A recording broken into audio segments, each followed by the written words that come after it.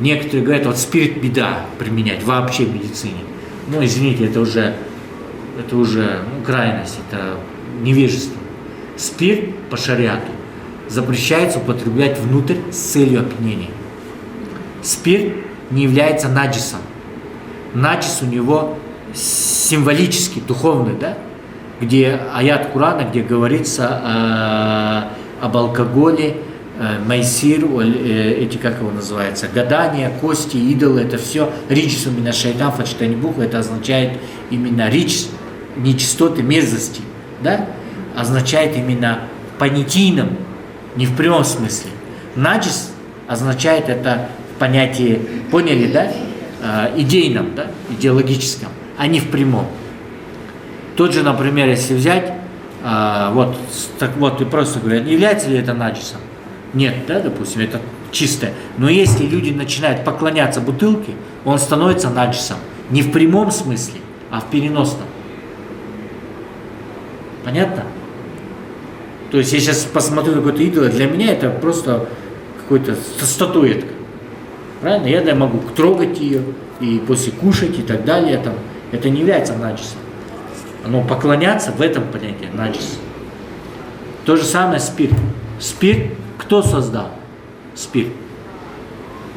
Шайтан или Аллах? Кто создал спирт? Шайтан или Аллах? Вопрос к вам.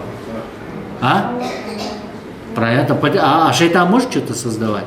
Как только вы сказали, это шайтан создал свой ширк. Все. Выход из ислама почти. Потому что шайтан махлюк, он создан. Аллах создал. Правильно? Потому что он создает путем брожения создается что? Алкоголь. Потом это перебраживает и создается уксус. То есть начальная стадия халал, потом харам для употребления, потом уксус, что становится? Халал? Дозволено халал. Все. Понимаете, да? То есть вы должны научно подходить с разумом, знать.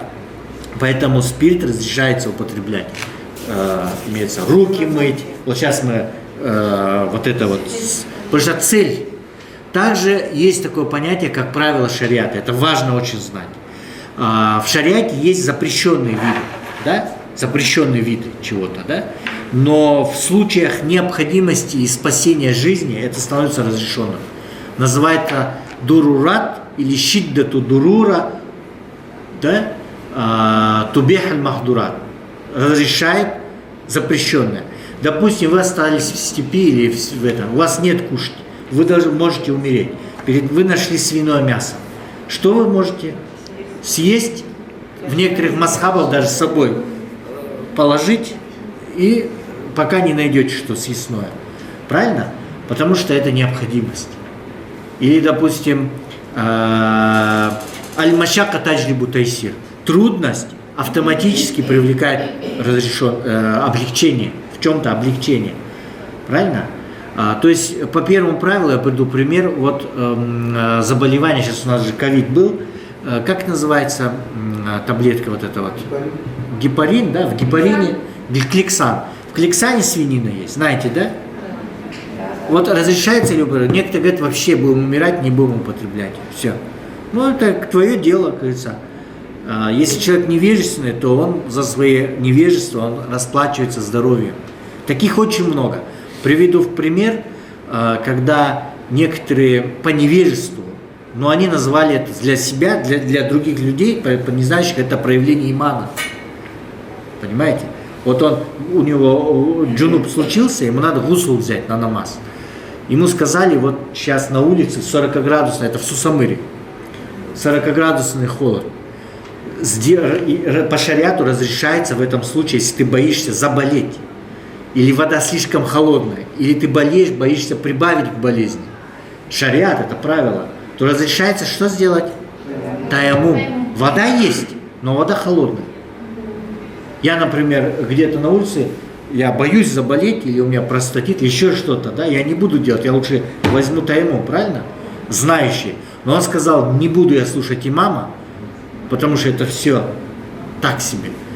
Вот у меня иман, я должен, как говорится, показать. Моя сила имана, да? Он действительно искренне верующий был, это хорошо. Но по незнанию он что? Он вышел на улицу, встал на лист железный, облил себя водой и прыгнул к листу. Когда его отодрали, у него пятки остались там. Он попал сейчас, в то время, инвалидность получил на всю жизнь. А он стал инвалидом. Вот такое вот ни в коем случае, да? Никаких таких крайностей. Ислам – это умеренность. Везде включайте разум. Если это разум противоречит, старайтесь спросить знающих, алымов. 2, 3, да. Но не запрещается талиб делать. То есть прыгать с масхаба на масхаб или себе слишком облегчение делать. Понимаете? Умеренность именно в плане того, что ля ифрата ва ля тафрит. Нельзя крайность облегчения и крайность усложнения. Это вот середина золотая, да? Понятно? Ля ифрата ва ля тафрит. Запрещается крайность. Все.